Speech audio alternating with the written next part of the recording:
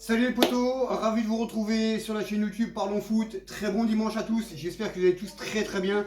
Donc on est là, on va parler du débrief du match d'hier soir du PSG et on va parler aussi de la nouvelle arrivée. Très probablement, ça va se faire soit aujourd'hui, soit en début de semaine. Ruben Ruiz, le milieu de terrain international du Napoli tout simplement, eh bien, va débarquer au Paris Saint-Germain pour un contrat de 5 ans. C'est quasiment acté, c'est à 95% que c'est fait. Donc, encore un joueur qu'on attendait. Leonardo a déjà essayé de le faire venir il y a quelques années, n'a jamais réussi. Eh bien, Campos, lui, en quelques semaines, eh bien, a réussi ce que Leonardo n'a jamais pu faire. Et ça, c'est une très bonne nouvelle pour le Paris Saint-Germain. Avant de revenir sur le match d'hier soir, où il y a pas mal de choses à dire, surtout en défense, eh bien, on va regarder un petit peu tout ce qui se passe au PSG. Donc, on a été chercher Vitinha. On a été chercher Vitinha.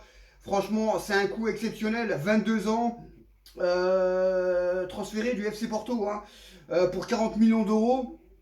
Donc ça, c'est un titulaire indiscutable maintenant. Il s'est fait le trou, c'est un titulaire indiscutable, tout simplement. Ensuite, on a Hugo Ekitike, qui lui, 20 ans, on a été le chercher pour... ah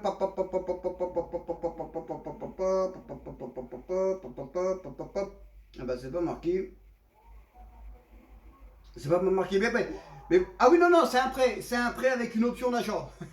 C'est un prêt avec une option d'achat pour Nordin Ekitike. Et là, on a aussi Munkele pour un transfert de 5 ans aussi.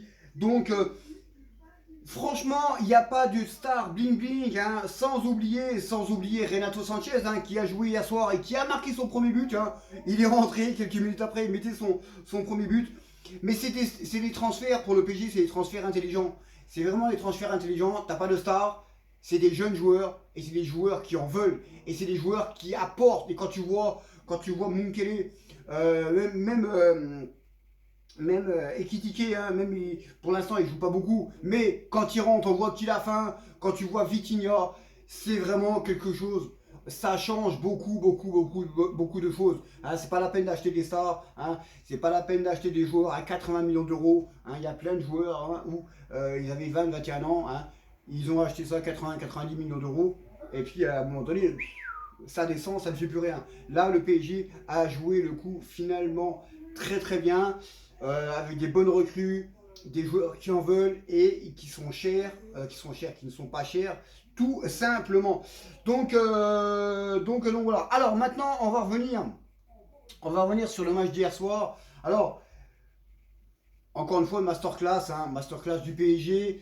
Certes, c'est pas ici qu'on les attend, c'est en Ligue des Champions ou contre les gros clubs. Alors les gros clubs, ça commencera le week-end prochain à Lille et ensuite on recevra Monaco. Mais c'est vrai que quand on regarde les choses, quand tu vois le PSG jouer là, tu as du plaisir. Tu as vraiment du plaisir. C'est encore mieux quand il y avait Laurent Blanc qui était là, sous l'air Laurent Blanc, où on prenait tout le temps du plaisir. Là, c'est encore mieux. C'est largement encore mieux. Et ça fait du bien, parce que ça fait des années, depuis l'ère Laurent Blanc, ça fait des années qu'on ne voit plus ce PSG là jouer comme ça. Et là, c'est reparti avec une nouvelle ère. Et ça fait du bien parce que, voilà, Galtier est arrivé, Campos est arrivé, ils ont mis des choses au clair. Maintenant, plus un seul joueur est au-dessus du club. On sait que Neymar, Neymar s'est remis en question. Alors, ils lui ont serré la vis, ne vous inquiétez pas. Ils lui ont serré la vis. De toute façon, ils lui ont dit voilà, soit tu fais ce qu'il faut sur le terrain, soit tu vas cirer le banc. Ils ont dit ça. Ils n'ont pas dit ça comme ça, mais bon, c'est ça qu'ils ont dit, quoi. En gros, c'est ça, quoi. Mais on voit que c'est vraiment exceptionnel. Franchement, c'est vraiment exceptionnel ce début de championnat du PSG. Alors certes, on a pris des buts hier, largement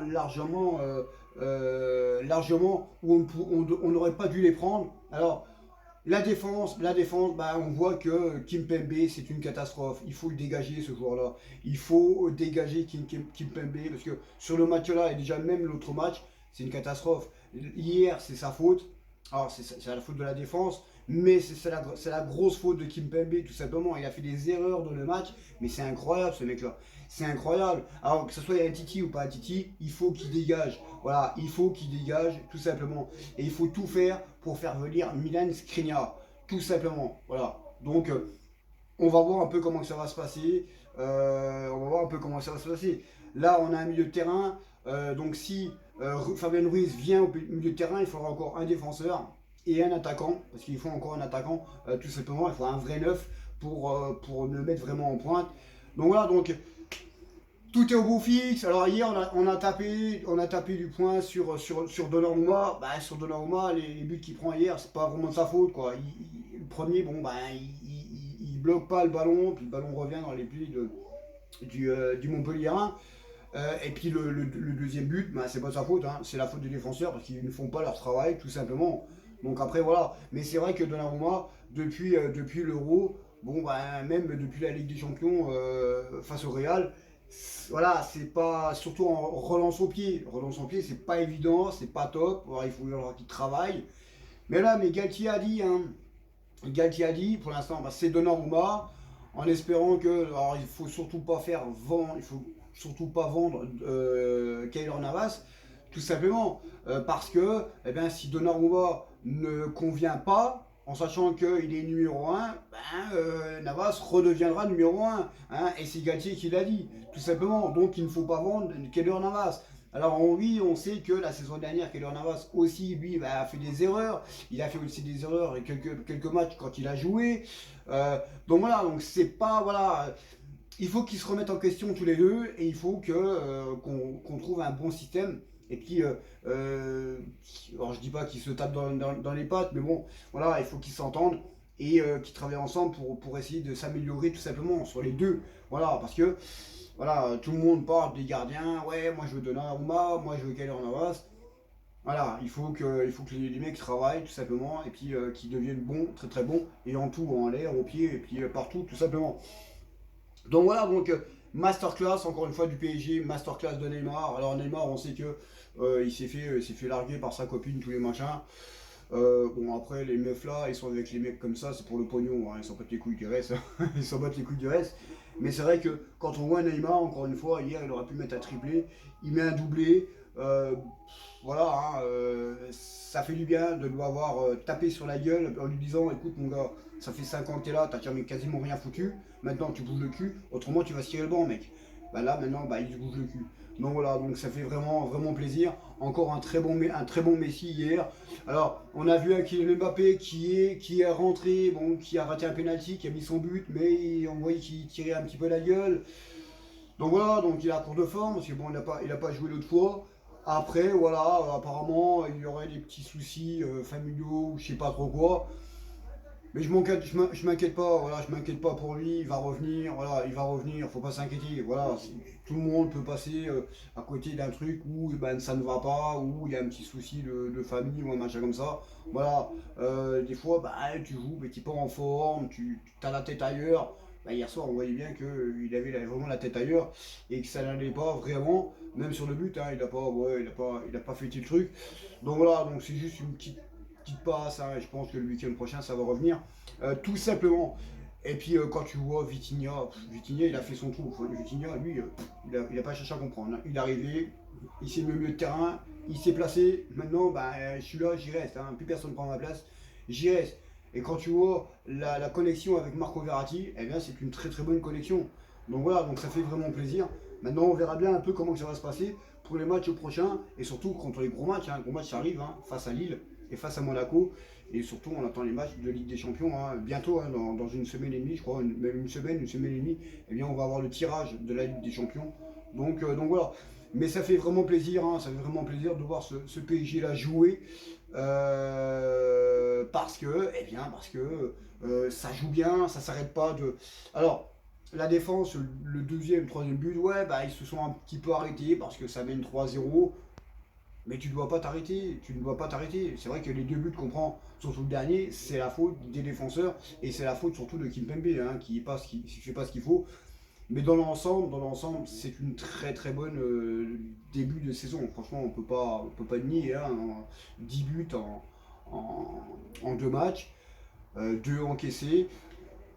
Voilà, c'est impeccable. Voilà, c'est impeccable. Hier, l'ambiance, très belle ambiance, encore une fois, au Parc des Princes. Alors, naturellement, à Hauteuil, hein, c'est tout. Hein, le reste, ça ne sert pas à grand-chose.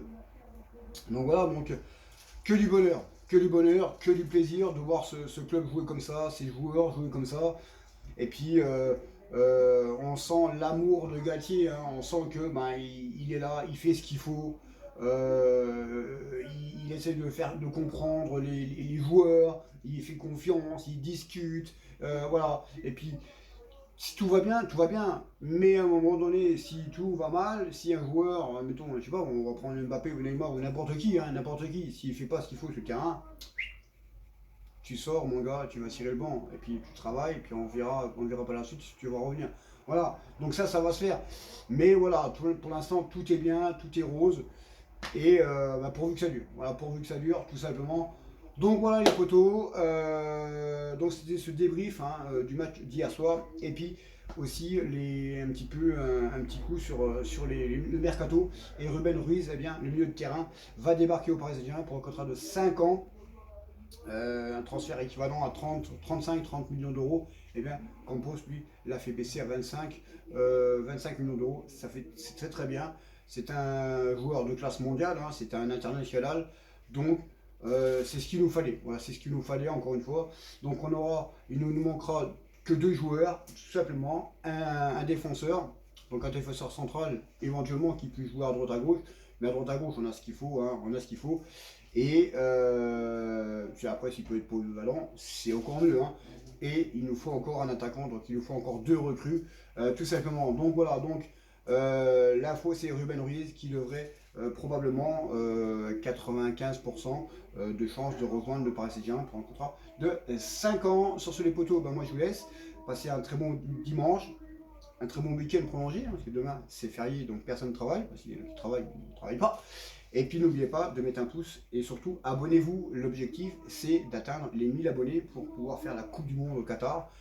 Il reste quelques mois, je sais que ça va être très très très compliqué, mais l'espoir fait vivre. Voilà, l'espoir fait vivre tout simplement. Sur ce, je vous laisse les potos. Bon dimanche, ciao. Et ici c'est pareil.